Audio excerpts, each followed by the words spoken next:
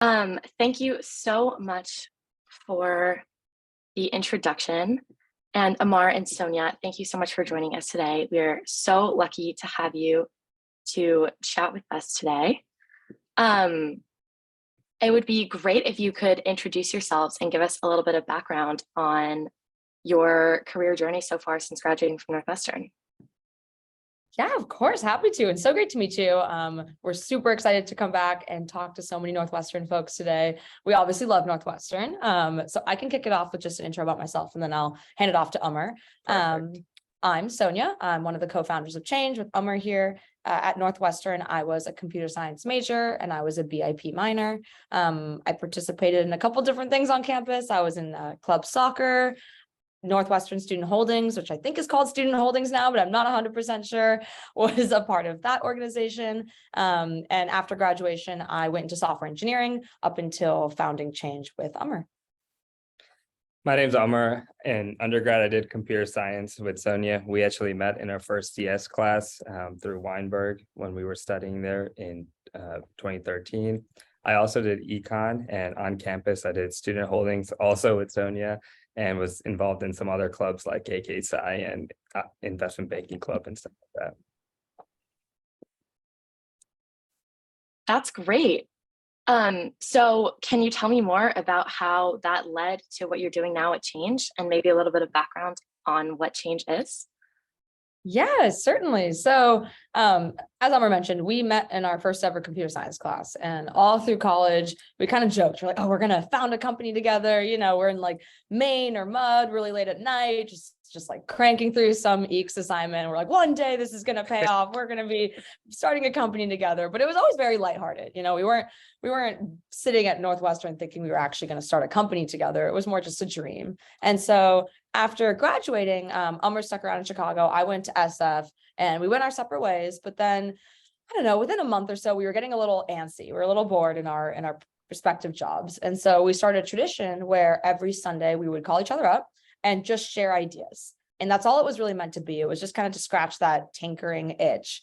And sometimes we got really excited and we'd start building something and test it out. Some of the ideas were really bad. But eventually, you know, we started to arrive to something which is a little bit more similar to Change, where we just became really, really focused on the fact that our friends, our families, you know, our colleagues were choosing brands and choosing to wear clothes for brands that represent their values. You know, the Mad Happy hoodie represents mental health, Everlane jeans are more sustainable. And that was just the high level trend. We're like, oh, that's really interesting. That's cool.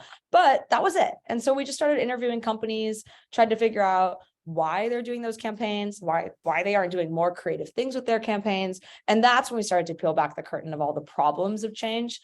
Then, of course, COVID-19 hit. And we were already on the edge. And so in March of 2020, we said, you know what, it's now or never. We really felt like the world needed something like this, and we quit our jobs. And Northwestern had an entrepreneur in residence program here in SF, which was perfect for us. And we jumped right into it. And then, yeah, that's the start of our journey. Yeah, and as we were talking to some of these companies, we were asking them, why don't you do more of this? It's really obvious that the younger generation cares about impact, and they look to brands to make a difference. And so what we learned from talking to them was it's really hard from two sides. One is the payment side, actually paying to 200,000 nonprofits at scale. And the other side is the regulatory component. So anytime a for-profit company works with a nonprofit, there's a variety of different things like state-by-state filings and federal filings that they need to do. So when we quit our jobs, we just made it really, really easy on both fronts. So now with our API first platform, you can use our software. It can live anywhere in a company's ecosystem. So things like roundups at checkout, charitable NFTs, donating cryptocurrency, all of these type of things are very, very easy to do with our tech platform. That's really, really cool. And what was the entrepreneur in residence program at Northwestern like, and how did that help launch your company? Yeah, so we're actually in that office space right now. It's a phenomenal Oh, wow. you know, before we actually like right before we quit our jobs, we started talking with their team about it. And you know, you go through like a short interview cycle, and then you have to be full-time working on the idea. So you know, we got into that EIR program, quit our jobs. I moved from Chicago to San Francisco, and then day 2 of that Northwestern EIR program, it actually shut down because of COVID. So then Sony and I just started working out of our apartments, but then it was, quickly opened back up. It's a phenomenal office space, really easy to connect with Northwestern alumni. There's a lot of resources here, and you're right here, Right. there's a lot of students, different faculty members. They're bringing a lot of cool people to give talks constantly, so you can just meet different people. So it's awesome. That's really great. And you mentioned that you met in your computer science class, but what other impactful classes or experiences for you when you were in school as undergraduates led you to consider and pursue this idea? Oh, it's a good question. I think there were a ton of computer science classes that were very fun. And the one that's coming to mind, I can't remember the exact course number, but it was basically a CS class that crossed over with Kellogg. And we were broken Oh. up into groups, as engineering groups. So we're all in like, a couple cohorts, and then we get matched up with another group of students, but from Kellogg. And the idea was that the Kellogg students had a business idea and they collaborated with the engineering students to actually build it. And so I thought that was a very cool class where it gave a little bit more of an accurate glimpse about the fact that, you will be working with different departments. You'll be working with folks on ideas that aren't coming necessarily from yourself, but you have to learn about them. You have to understand the pain points. You have to build quickly. And it was an interesting test. I think that was the most accurate representation I had at Northwestern of what it really took. And then outside of class, I actually thought that student holdings was a really awesome experience. It was kind of like an on-campus startup. I was part of DesignWorks, which was like a design and development company at the time. And it was really cool. That was my first time doing sales, like going around in Evanston, trying to sell different local businesses on doing their design work for the week. And so what we do at Change now is a ton of sales. And so I think it helped me understand, one, have empathy for sales, how hard it really is, but then also just get a little bit of different knowledge outside of my typical coursework. For sure. Amar, did you have an answer as well? My gut thought was going to say student holdings. And so Sonia talked about that super well. Also just talking about that club a little bit more, they had companies like Boxco and Res Essentials, and there's just like a lot of day-to-day operations and things like that. And it just teaches you, like, you have to be good at customer service. So we have like a live chat bot on our website where developers can ask questions, marketers can ask like how to run these campaigns. And, it's just like good practice to see how to actually deliver good service to your customers. I'm trying to think of other classes. There's actually a class that I don't think was around when we were at Northwestern, but when talking to some of the students, because there are classes that are taught in this SF space, and they're working on like individual mobile apps and just different things that they're getting started on. So I think that class is really cool. If that was there when we were there, I definitely would have taken it. Yeah, absolutely. So what were your first jobs or internships right after undergrad? And was that exactly what you were looking for, or maybe a plan B? How did you strategize kind of your first opportunity once leaving Northwestern? So I was like most Weinberg kids, I was an econ major, and in Northwestern style, they really pushed the finance career tracks and the consulting career track. So I had done some internships in investment banking, and then I worked at a private equity firm for a couple of years. But when I was at that job, I learned, one, just how the financial industry works, and two, like the other side of just the acquisition side, and then working with companies directly. And that's what I learned, like, okay, wow, I really like this side. And that just gave me more confidence to even start our own company. Yeah, absolutely. And then on my side, I went kind of the more traditional, just like CS to software engineering path. So in my earlier years at Northwestern, my internships were actually predominantly at startups. One, because when you're freshman CS, there's only so many options. It wasn't too strategic. And then two, I grew up in the Bay Area, so I just wanted to come home for the summer. And so there were some startup options at the time. It's not like rocket science here, we're just doing what was convenient. And so then later on, though, by the summer after junior year, that was my computer science internship over at Braintree. And Braintree was founded in Chicago, so they actually do a lot of active recruitment there. Braintree is part of like the PayPal Venmo family. It's a payments fintech organization. And that was awesome. I really enjoyed my summer there. I think it was my first internship outside of the startup world. And at the time, I really needed that. It was like a lot more formal mentorship, structure. It taught me how a big company and like how a good organization works.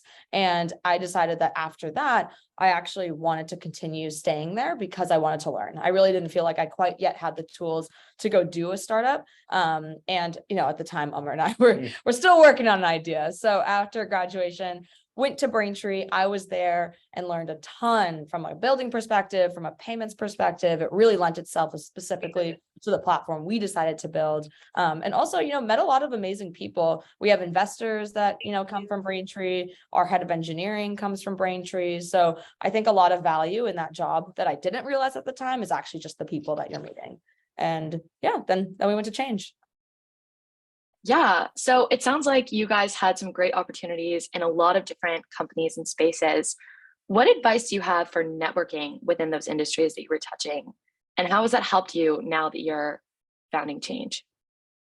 Yeah, I would say like advice wise, networking is like an always activity. It doesn't have to be that you're going to a networking event to network. You know, you should always keep your eyes out. The most unexpected people end up helping you. And I feel like your strongest network actually is rooted in friendships. So once again, like, you know, our head of engineering was my best friend at Braintree. One of our earliest investors was like the head of Braintree. And so I really feel like forging true personal connections are the people that will help you the most when you really need to get that jump start. So I would just advise to, you know, always take that seriously. Don't just think of like turning networking on and then turning it off. Just, you know, make that part of your day-to-day, especially when you're thinking about your career. And yeah, it really lends yourself. You know, some of our first customers come from friendships. You know, some of our good friends from Northwestern are now at really incredible companies. And so we're constantly asking them to be our internal champion and sell Change. So a lot of folks that you're meeting at Northwestern today will prove to be very, very valuable as well from a career perspective down the line. Yeah, Amar, do you have any advice as well? Sonia said it really well. I mean, like, especially like right now, we're at the stage where we are just constantly reaching out to folks. And as she mentioned, it's a lot of people from Northwestern that we, you know, for us, there are folks that are like 5 years out of college, and a lot of them may have stayed at the same job. So, you know, they've worked for their way up. They have a lot of pedigree at their roles, and they can help move things across the finish line. My other advice on networking would be, you know, to continue building those relationships. So, like, some students may have reached out to someone to, you know, try to get a job interview, or even just that initial phone call at a place. Like, reach out to them again in 3 months. It's okay if you didn't get that job, just keep building that relationship, because they might go somewhere else and then you like that job as well. So, you know, it's Right. always nice to continue building that relationship and following up. Yeah. Okay, switching back to questions about Change. What was it like, you know, finding, I guess, just all of those initial moments when you really committed to, okay, this is an idea we're going to pursue? Like, what were the next steps for you, and how did you go about figuring that out? Yeah, so before we actually, you know, landed on this idea, we had tried a lot of other things out, like putting ads in bars.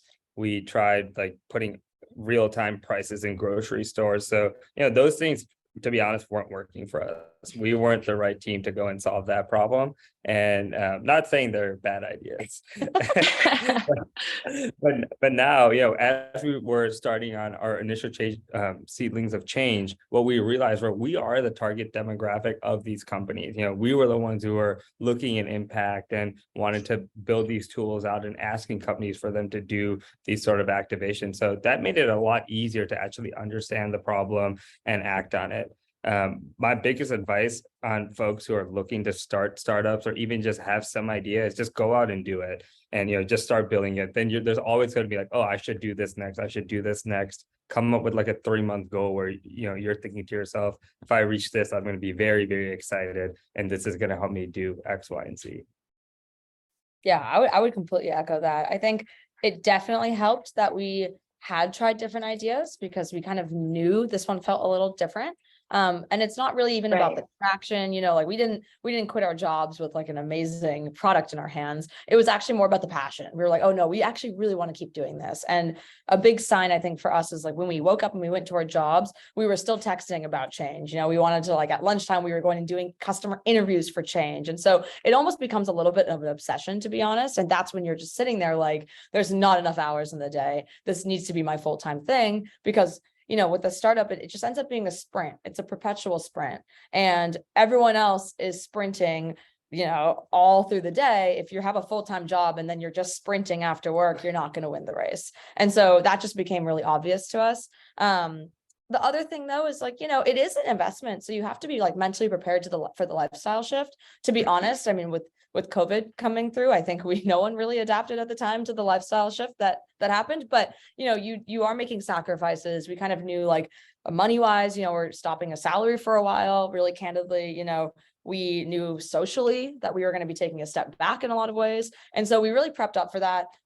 We were prepared to do that for at least a year and see if we could get funding. And so we set really, really explicit milestones, because it is such a gray area. So I would advise, like Umar said, get out there, do it, make sure that you are prepared for that lifestyle change, and just have some goals so that you feel like you're really doing something. Yeah. Can you tell us about when you thought you were ready for your first hire, and who that was and what that process was like?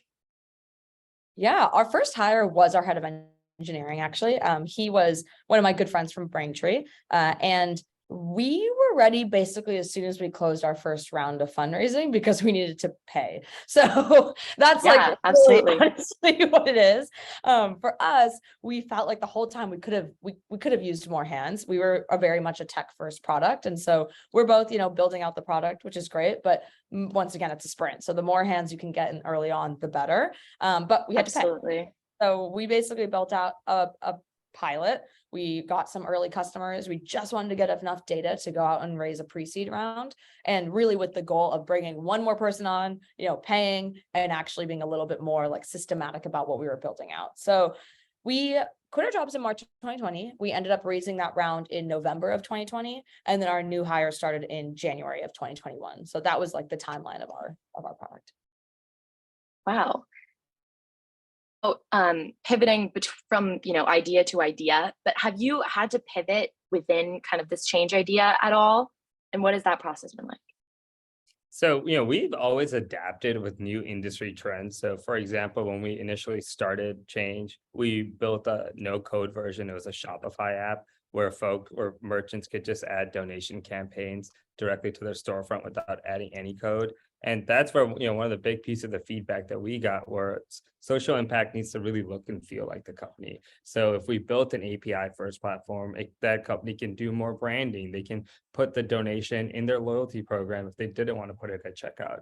They could incentivize customer reviews with donations, different things like that. Every company wants to do different things. So, then we adapted, then we really went API first. And then cryptocurrency came along, and the rise of Web3, and a lot of different things like NFTs and helping nonprofits accept crypto. So we just expanded our platform. For us, as these new things come around, it's really exciting because it's innovation.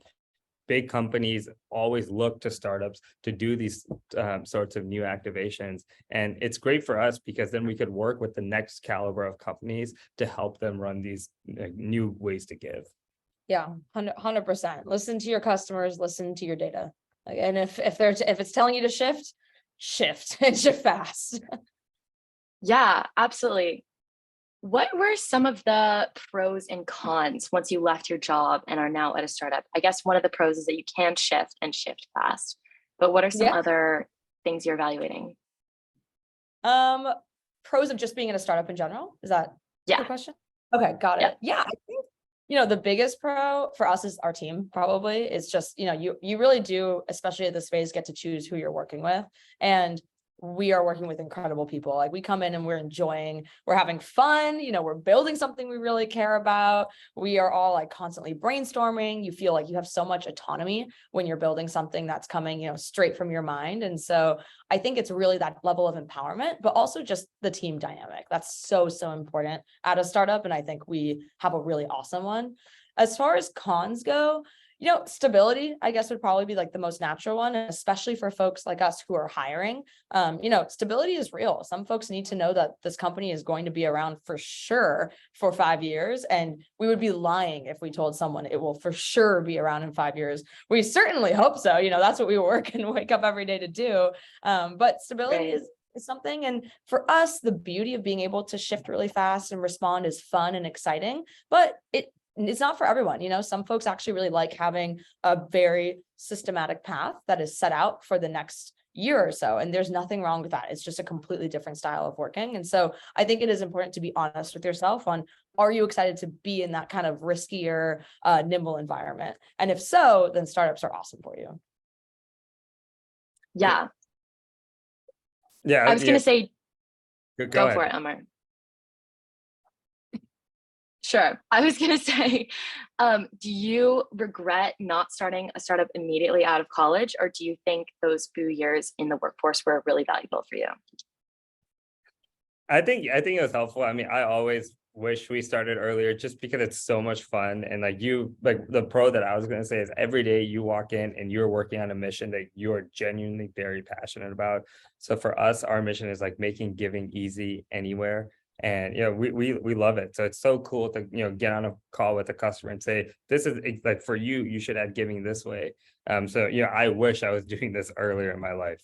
And so that would have been awesome. But at the end of the day, like, when you work at a bigger company or, just a company that's been around for 10, 15 years, you have a lot of folks with experience there. It's really easy to get mentorship and, ask the right questions, build a network because they have, really close connections and things like that. But, at the end of the day, you can still get that with a startup. We have a lot of advisors that we worked with. And then as we brought on capital, leveraging the venture capital firms and other folks we raised from to like use as advisors, build stronger relationships with that can, mimic the ones that you might have had at a larger company that's been around for a while. Yeah. Yeah. I think it's like definitely not a one size fits all situation. If we started our company right out of college, we'd be in a very different position today. Who's to say what that would even look like? Our head of engineering really did directly come from my time at Braintree. So we definitely know that wouldn't be a thing. So very hard to regret that. Yeah, absolutely. Can you share more about your day-to-day life and roles within Change?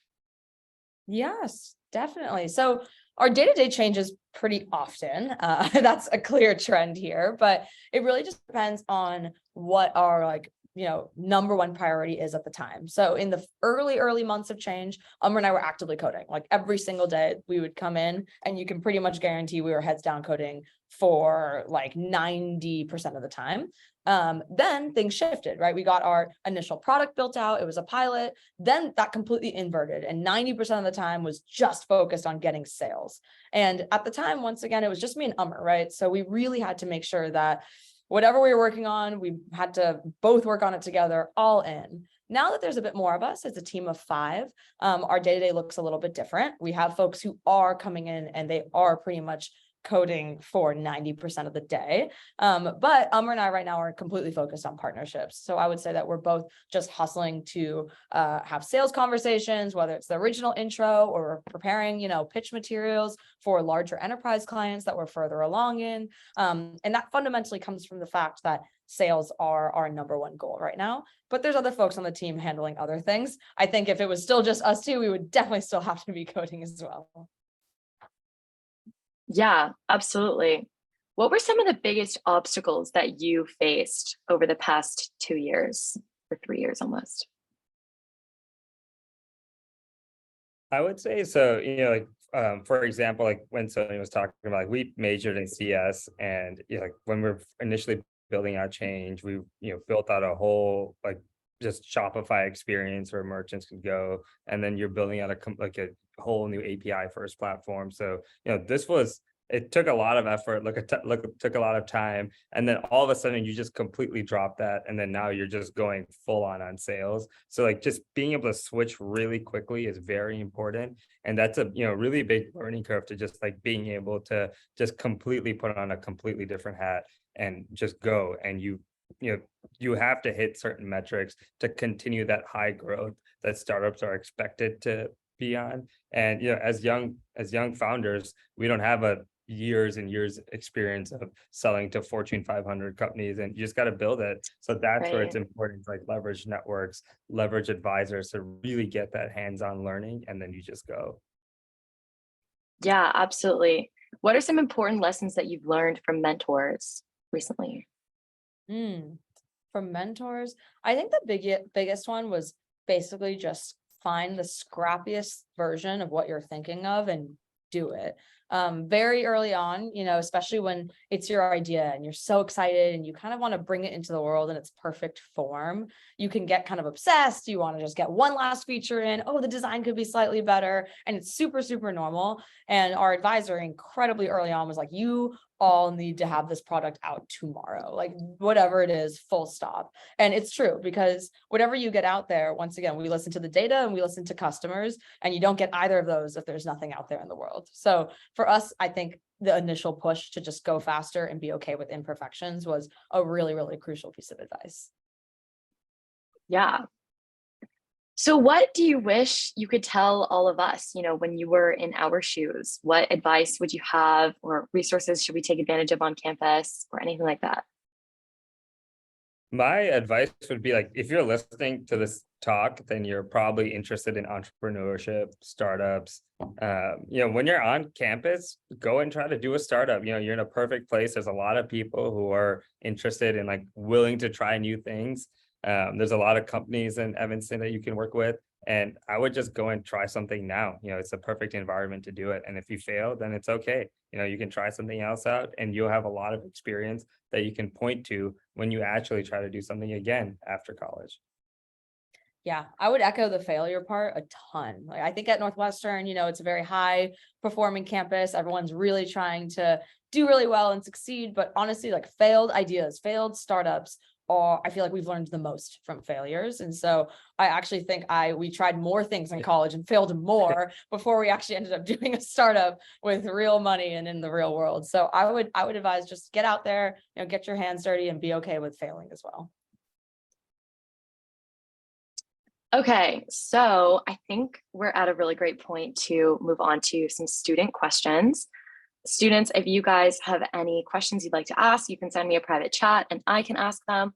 Or if you want me to call on you, send it to the public chat. Okay, our first question is, I know you mentioned startup life is like a sprint.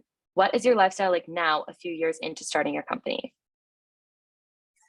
We're still sprinting, I guess is the short answer.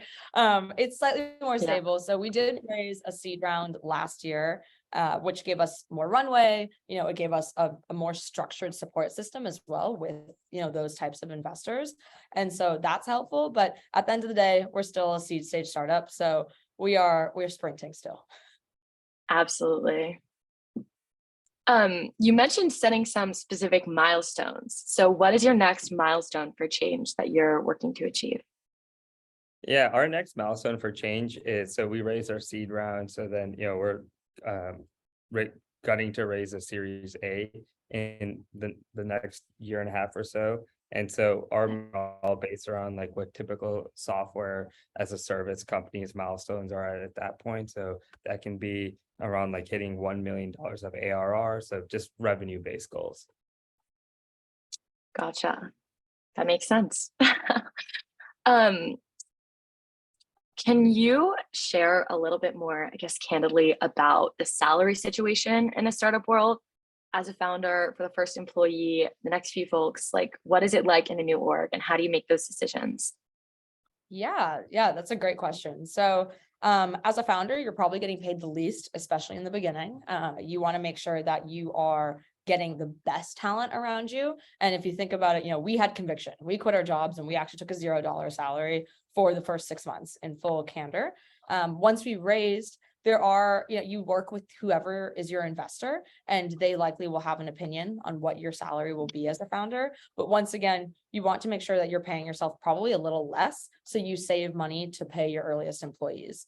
All that to say, there's a lot of software companies out there that actually help. So they'll look at the most recent market and they'll provide what the like active median is, specifically in what city, what type of level. PAVE is the software that we personally use. And that also really helps because, most folks early on are skewing towards equity. And so really what you should be looking at when you get an offer is you're going to a startup, so you're going for the long run. If you are looking for cash today, a startup at this phase is probably not even the right direction for you. So you should look at the equity, look at how you actually want to value that equity. And I would always pull that equity lever as much as possible and go a little bit lower on cash. Every single funding round is basically a trigger for everyone's salary to raise. So for us, when we hit our Series A, everyone knows that their salary is going to go up. It's unlike a typical company, however, where like the annual review, where everyone's expecting a typical raise, that might not be the case. It just depends on the org. Right. Can you break down what the funding series are? Yeah, so for us, what we did was we raised a pre-seed round. So the pre-seed is comprised primarily of angel investors. There can be like a lot of these bigger venture firms will have scout funds. So we got like Sequoia Scouts. And there are a lot of funds that are just really focused on like smaller check sizes from maybe like 50 to 150 at the high end, check sizes for like pre-seed rounds. Then it goes like a seed round. So pre-seed then seed.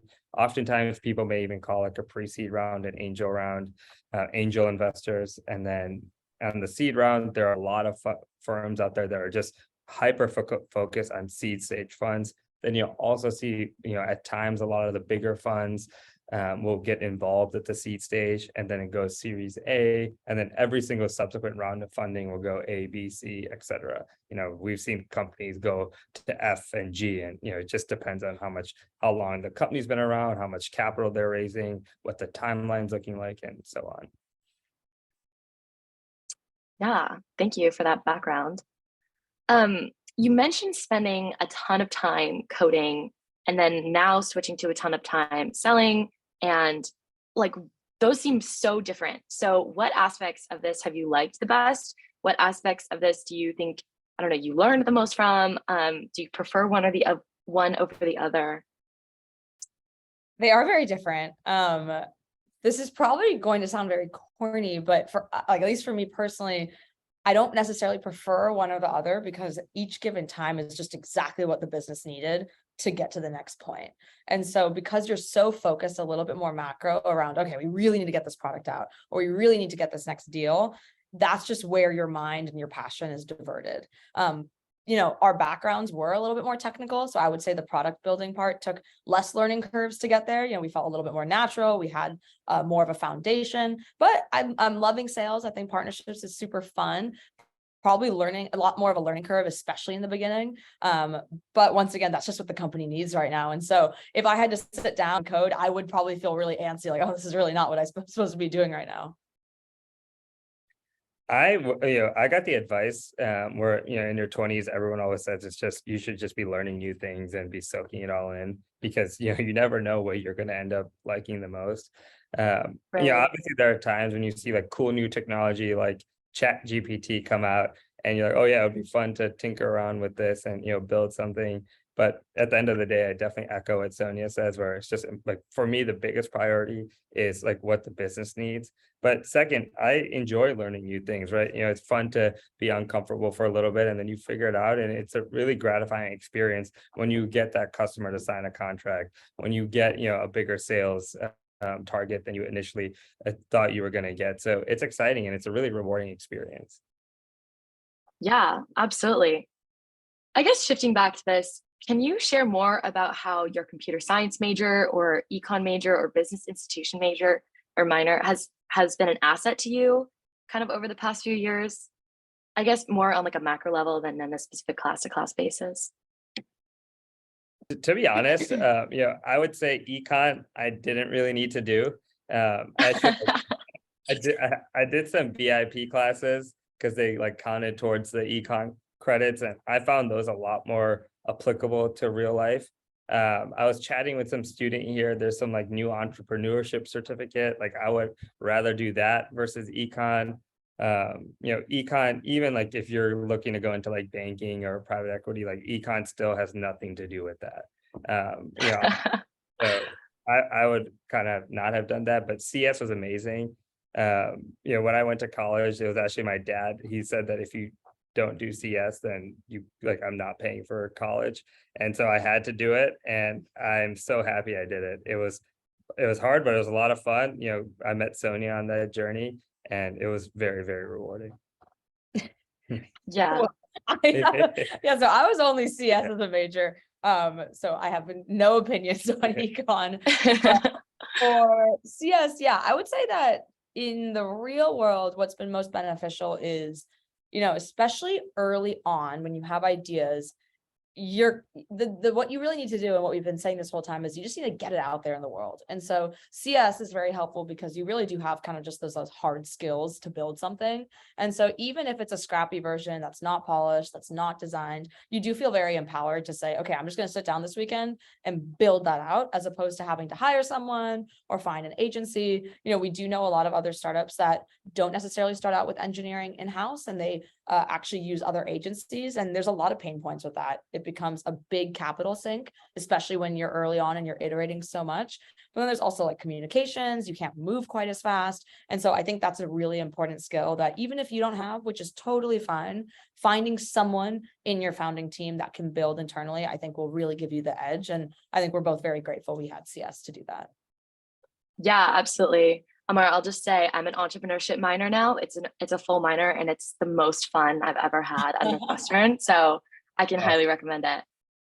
Okay, and Sonia, yeah. And Sonia, I'm also from the Bay Area. But did you feel like you needed this company to be in the Bay Area in order for it to work? Or, was the Silicon Valley location super important? So we we were in a pre-COVID era in theory when we quit, because it was March 1st of 2020. And so we didn't realize what the world is going to transform into. At the time, 100%. It wasn't even a conversation. Umar was in Chicago, I was in San Francisco. And it was basically okay, Umar, when are you moving to San Francisco? We're starting. I don't even remember us discussing otherwise. And honestly, it's two things. Of course, there's a strong network here of VCs and other founders, but it's more of a mentality thing. That notion of failing is so comfortable here that I think you feel a little bit more open about what you're trying to do. Our earliest customers were all shop owners here in San Francisco who just have a more casual appetite, I think, for trying these different types of beta products. I would say today, it's obviously a different world. For us personally, a lot of our network is still rooted here. There's a really large Northwestern Foundation here. A lot of VCs we know are here. A lot of founders are here. So I think it would still make sense for us as a company. And the culture here is very entrepreneurial. All that to say, though, it is a different world. And I think that if your network is in New York or in Chicago or in a completely different city, I think it's a less severe advantage to be in San Francisco. And it's totally fine to do that. Yeah, Amar, what was it like moving here? I mean, I love the Bay Area. I visited a few times, but I think the bigger thing which I 100% have seen, is just the mentality difference. Even when I go home now to Chicago, I hang out with my friends. Everyone's like, "Oh, what's a startup? What's this?" But you can go around and you are grabbing drinks with any friend or anybody here in SF. Everybody knows everything about the startup world. It's really easy to talk about it. People are just expecting you to be in tech. And so that mindset doesn't exist in Chicago.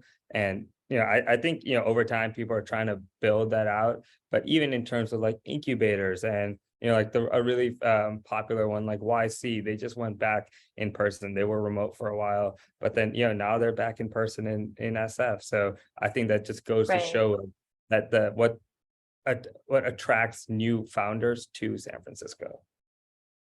Yeah. Yeah, it's so funny you talk about SF knowing startups. I always joke that when you go thrifting here, you'll see so many Patagonia jackets, but they all have a tiny little logo of some startup that you've never heard of, because that's totally the reality here. And what's it like, I guess, working at the NU space in SF? Are there other startups that are influencing yours? Do you get that sense of community on a day-to-day basis? There are a couple other startups. Yeah. One of the other startups, they're called Stable. They actually were in the same student-run organization as us. So they were friends we had in college. Mhm. And then now it's cool to see, and they have locations in New York too. And so, it's like they come in every so often, and it's just fun to see them. Like, they're college friends who also started their own company, and it's very, very cool. There's another company that works out of here. They're very nice. They're Northwestern alumni. It's nice to see like there are people from Northwestern Mhm. who are actively building and trying to do things, and it's fun. Yeah. We also have a really cool office manager over here, Oh, yeah. and JP's the best. yeah, and he is very, very awesome. Yeah. I think with the other startups in here is also nice because we just kind of, you're talking very unfiltered and casually at lunch. You don't feel like it's like a formal coffee when you're meeting up with someone. And so you learn a lot about just the day-to-day struggles that each other's going through. And it helps to have a sense of community. It helps that you end up learning things. If someone's fundraising, everyone's pulling their network to see if they can help do intros for them. And so I think it is really nice camaraderie we have here. Yeah. What, like, I guess, what is your favorite case study for how change has worked best? And can you break that down for us, like super, I don't know, super detailed? I love it. Yes. So one company that we work with is called Brex. They are a credit card company. When you are working at a different corporation, you will probably see a lot of different, company cards, and those company cards are oftentimes powered by Brex. What we found is that Brex has a loyalty program, just like your credit cards probably do, and people are accruing points. And these points oftentimes go unused because they're just corporate cards, and CFOs aren't checking their points balances. They're not really even using them for benefits internally. They're just sitting, they're idle. And so Brex For was looking sure. for a way to just better connect with their customers, these companies, and offer more meaningful loyalty options.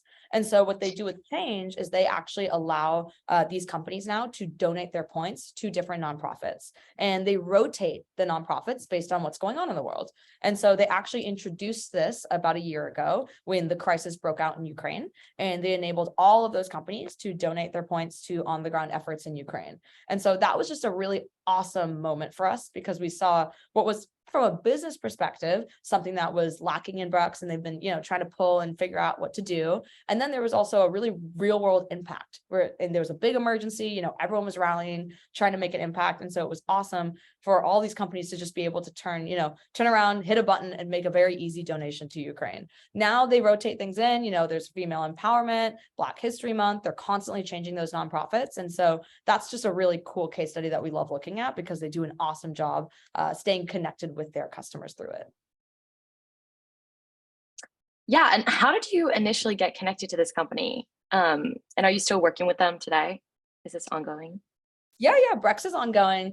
That was actually also through a friend. We have a friend who's like a product manager at Brex. And so I think I was just casually talking to him over like drinks. And we came up with this idea. And he's like, oh, I'll go take it back to the team. Let's see what we can do. And so that's also Oh my just gosh. one of those. Yeah. Right. I love that. How many people did you say you have 5 employees at Change now? How did you get to that number? And I guess, yeah, how did you grow like that? Yeah, so we brought on our head of engineering in January of 2021. And then in July of 2022, after we raised our seed round, then we were looking to expand the team, and we wanted to bring on one more engineer and someone to just head up marketing. And so on the engineering front, another one of Sonia's friends from high school was actually an engineer, and we worked with Fisker. It's another cool use case to launch charitable NFTs. So Fisker, the EV car company, they dropped an NFT where you also got a poster of the original sketch by Henry Fisker. And so the engineer was Sonia's friend there, and he then loved Change, and he actually started working with us in July of Wow. 2022. And then we just found our marketing manager in January of this year, actually, and that was just through LinkedIn. Nice.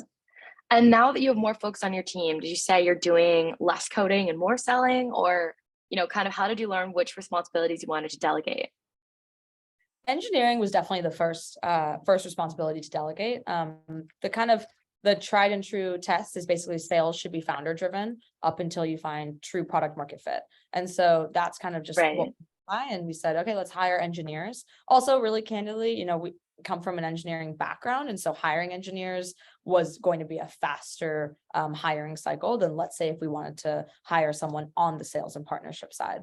So we brought on Stephen. And when Stephen joined, we were still coding full time. And then it started to taper off basically as the product matured, as we felt like the product was getting to a point where, okay, this is actually something that we can sell, or it's close to being in a sellable state. We started to shift our focus elsewhere because it just became a bigger priority to get those sales conversations going.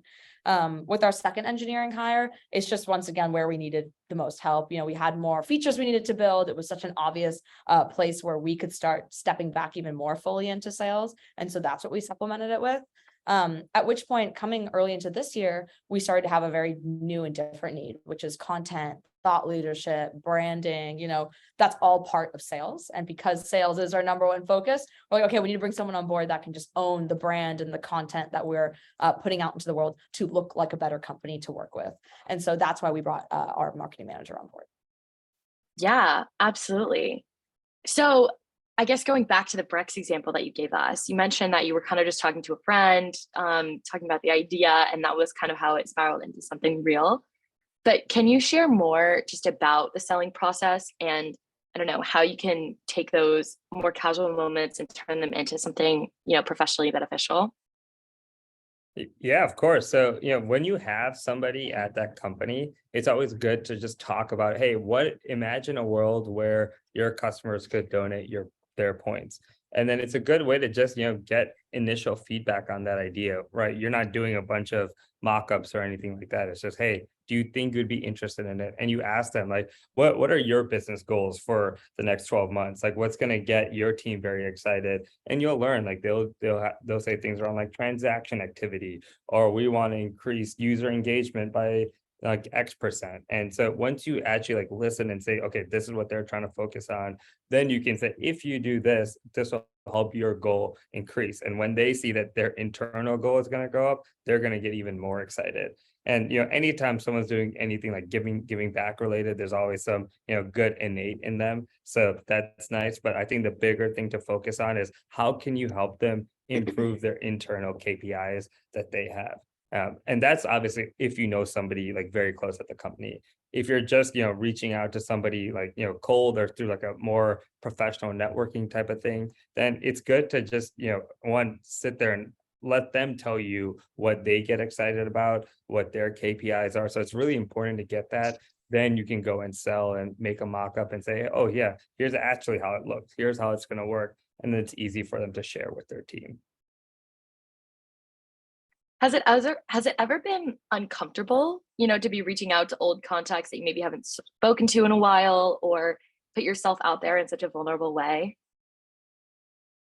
I think that's a big learning curve. In the beginning, 100%. Yeah, we were, I'll give an example. We were at the time really trying to sell dog companies. And we thought that there was a really interesting vertical. They could help the local animal shelter. And Umer's fiance had a dog and she had a dog Instagram. So we're like, oh, perfect. And so we signed in as this dog. And I don't know if people here have dogs, but like dog Instagram, people talk differently. Like they don't say perfect. They say like paw or perfect. So anyways, we were talking like a dog. And we were literally like trying to sell these different companies. We were trying to sell like her dog friends as a dog. And I think that is a perfect example of like how much you need to put yourself out there and do whatever it takes for that sales deal. So after doing things like that, going ahead and hitting up an old contact feels like nothing. You're just like, hey, how's it going? Do you mind just like passing this along to your team? So all in all, yes, in the beginning, but I think you really have to learn to check that and just put whatever's going to help the company first. Yeah, absolutely. That's awesome. I guess, what have your career goals looked like now that you're in the startup space? And, how far in advance do you plan that? Yeah. Yeah. So, for us, we sit down and plan like, okay, in 18 months, we want these milestones. So for like, that's where we're constantly looking at Series A metrics and also looking like other startups, what are they doing at that time? We leverage our like advisors and VC, connections, and that's where they are telling you like the market is constantly changing. They are always working with so many different types of companies. They can give you real life examples, and then you learn from that, and you say, okay, well, this company at this point had these metrics. This is how many customers they had. This is how much revenue they had. This is how they proved their traction out. So you can do similar things for the pre-seed stage, for the seed stage, for Series A, B, and so that's how we define. Okay, like this is what our goal is. This is what we're going to get to. If you're at like a bigger company, then obviously it's completely different, because then you're like talking with your manager and like the higher up executives, and saying like, okay, how did you get to this point? And, then you can maybe think a little bit more along the lines of like 5-year goals, 10-year goals, where you're, trying to get that exec status or the VP status. But for us, for a startup, it's very much more shorter term. Right. And how were you able to take that $0 salary at first? It's honestly just a matter of both mental preparation and then also financial preparation. It is something that Umar and I knew that we wanted to do eventually. And so in our first jobs, we were very cognizant of that, right? We saved in a different way, knowing that we were probably going to forego a salary in the early years. That being said, there's other ways you can do it, right? There are things like hacker houses here where a bunch of founders will get together and they'll all stay in this house that sometimes is VC funded. Sometimes you can get into incubator programs that provide housing. There's a lot of options. So I wouldn't say you have to feel like, that type of financial burden, but if you plan ahead, that's just something that we wanted to do because we had the luxury of time. We wouldn't have had that if we obviously just did this straight out of college. And then if as someone was saying, like when you plan for it, then you will say, okay, hey, I have 1 year where I'm going to do this. I'm planning to not make any money. And then, you yourself are going to feel more like a pressure and, set goals, and I need to achieve this because I have X number of time. And that's a good way to just move fast and iterate. And then you'll be true to yourself on like, okay, well, did I hit this or did I not? Yeah. And I guess it can feel like such a risky thing, when you tell people that you're making this decision to take a $0 salary for, a long period of time. I guess, Umar, you mentioned that your family kind of forced this computer science major on you. Are they supportive of the startup path that you're taking? Do either of your families come from the startup space? My dad isn't like kind of tech. He works at Nokia, so he's always just been attracted to like the tech space, and he thinks it's very cool. So he's like, they're very supportive. They knew that we were doing like different ideas. So for example, instead of going home for a weekend when I lived in the city, I'd be like, hey, I'm actually just going to spend the day talking to different grocery stores. And then they're like, why? And so like, if they had known that we wanted to do a startup and everyone was prepared, and, it's a lot easier to take the risk when you're younger because you just generally have a lot less responsibilities compared to, somebody who is a little bit later in life. So yeah, I mean, I would just advise to be transparent from the front, have the conversations, and then it's a lot of fun. Yeah. I do come from a startup based, I guess, family. My dad was in tech and he did some entrepreneurship, and then my brother actually has a company that's further along their Series C, first in San Francisco, now based in LA. So, and my brother actually dropped out of college to do his startup. So I think it was less to handle for me. So all in all, I would say my family was in tune with the startup culture, but it's never easy. I think, as you mentioned, it is a big risk. And so your parents are always looking for you to be safe and stable. And especially with COVID on our starting journey coinciding with the start of COVID-19, I think we were getting a lot of feedback of like, are you sure you're okay? Like, are you sure you want to do this? And you just have to have conviction and passion, and people around you will support you eventually. Yeah, that's great. I guess as we approach the end of our hour together, I kind of have two last questions. The first is, if you have any last advice for younger students who are still considering their major, as well as students who are further in their undergrad career who are thinking about postgrad options, what would that be? And then the second question is, are you looking for any new grads in any way, for interns, analysts, anything like that at Change?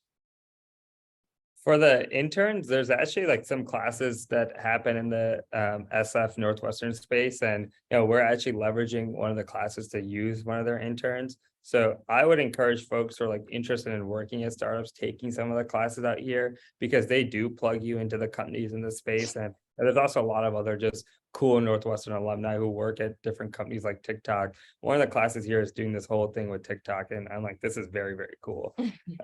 Yeah, to explain that for the students on the call, that's the Farley Center Study Abroad program that happens in San Francisco every winter quarter. So I highly recommend you look that up. And yeah, there's another like marketing or design class, and one of the interns is going to be working with change. But when we are hiring more and looking for more roles, we will be posting on the Northwestern Career Center. That's where I found my full-time job. I just applied on that career website, so definitely we'll do that.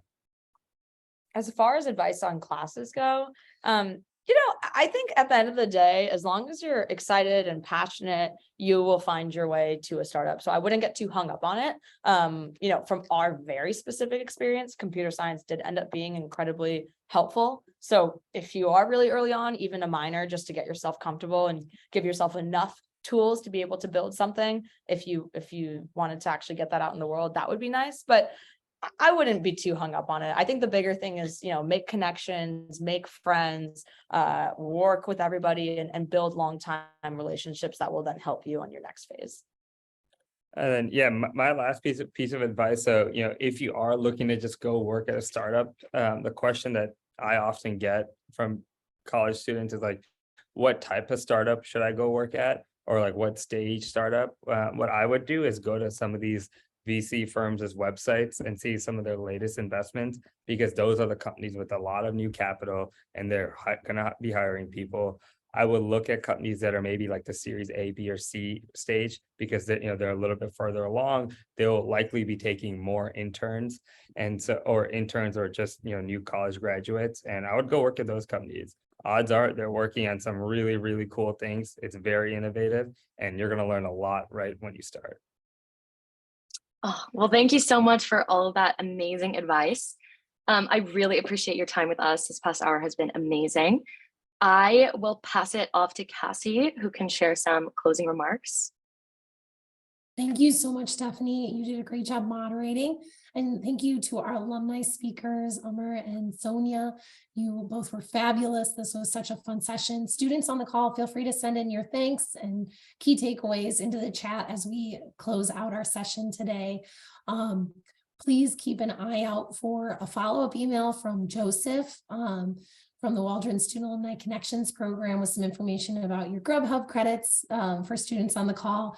We like to pay for lunch in lieu of having snacks at an in-person program. So keep an eye out for some information from Joseph. And really, thank you all so much for being here with us today. This was a really fun program. We hope you all have a great rest of your day, and go Cats.